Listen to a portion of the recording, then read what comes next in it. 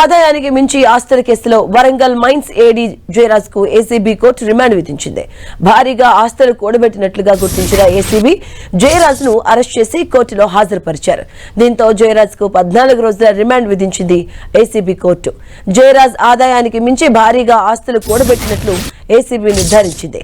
దీంతో అవినీతి నిరోధక చట్టంలోని పలు సెక్షన్స్ కింద జయరాజ్ పై కేసు నమోదు చేసింది ఏసీబీ. జయరాజ్ బంధువులు సహచరులకు చెందిన 8 ప్రాంతాల్లో ఏకకాలంలో సోదాలు చేసిన ఏసీబీ అధికారులు భారీగా అక్రమ ఆస్తులు గుర్తించారు. బోడుప్పల్లో 40 లక్షల రూపాయల విలువైన రెంటస్తుల భవనంతో పాటుగా కేపీహెచ్బీలోని 32,81,000 రూపాయల విలువ చేసే ఫ్లాట్ ఉన్నట్టుగా తేల్చారు. కీసర, తుంగతుర్తి, తూప్రాన్, సూర్యాపేటలోని 5 ఫ్లాట్లు, 3.21 ఎకరాల వ్యవసాయ భూమి పత్రాలు స్వాధీనం చేసుకున్నారు. అలాగే 10,03,000 లక్షల వరకు నగదు, 71,27,000 బ్యాంక్ బ్యాలెన్స్, పోస్ట్ ఆఫీస్ లో 20,86,000 డిపాజిట్లు గుర్తించారు. వీటితో పాటు 629 గ్రాముల బంగారు ఆభరణాలు, 3 కార్లు, 2 బైక్లు స్వాధీనం చేసుకున్నారు అధికారులు.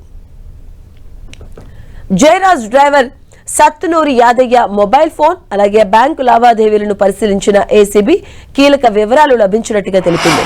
డ్రైవర్ ఖాతా నుంచి జయరాజ్ కుమార్తె బ్యాంక్ అకౌంట్ కు పలుమార్లు మొత్తంగా 24,80,000 బదిలీ అయినట్లు ప్రాథమిక విచారణలో గుర్తించింది.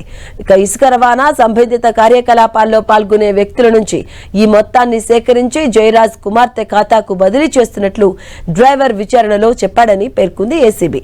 అలాగే ఈ లావాదేవీల మూలాలు, ఉద్దేశ్యం, అక్రమ గ్రాఫిటికేషన్ కు సంబంధం ఉందా లేదా అన్న అంశంపై దర్యాప్తు కొనసాగుతుందన్నారు ఏసీబీ డీఎస్పీ సాంబయ్య. ఇదే అంశానికి సంబంధించిన పూర్తి డీటెయిల్స్ మా కరెస్పాండెంట్ కిరణ్ అందిస్తారు. కిరణ్. మాధవి, ఆదాయానికి మించిన ఆస్తుల కేసులో మైనింగ్ ఏడీ జయరాజ్ ను అరెస్ట్ చేసి 14 రోజుల రిమాండ్ విధించింది ఏసీబీ కోర్టు. అందులో భాగంగా ఈ రోజు ఉదయం ఆయన్ని కోర్టులో హాజరుపరిచి రిమాండ్ చేయడం జరిగింది. ఇప్పటి వరకు నిన్న చాలా సుదీర్ఘంగా ఏసీబీ అధికారులు దానికి సంబంధించి కూడా సుమారుగా 65 కోట్ల రూపాయలకు పైగా అక్రమాస్తులను గుర్తించారు. ముఖ్యంగా కూతురుతో పాటు డ్రైవర్ ఖాతాల నుంచి కూడా పెద్ద మొత్తంలో అక్రమ సంపాదన సంబంధించి కూడా పలుమార్లు ఖాతాల్లోకి మారినట్టుగా గుర్తించారు. బంగారం, నగదు, ఫ్లాట్లతో పాటు భూములు, కొన్ని కార్డుతో పాటు బ్యాంకు డిపాజిట్ ను కూడా గుర్తించారు. ప్రస్తుతానికైతే అతన్ని అరెస్ట్ చేసి 14 రోజులు రిమాండ్ చేశారు. ఇక పూర్తి స్థాయిలో ఇంకా అక్రమ సంపాదనకు సంబంధించి కూడా కొంత వివరాలను సేకరించే ప్రయత్నం చేయబోతుంది. కాబట్టి మరికొద్ది రోజుల్లో కస్టడీ పిటిషన్ కూడా వేసే అవకాశం అయితే కనిపిస్తుంది. ప్రస్తుతానికి అయితే అరెస్ట్ చేసి రిమాండ్ చేశారు. కొద్దిసేపటి క్రితమే వరంగల్ జైలుకు కూడా ఆయన తరలించారు.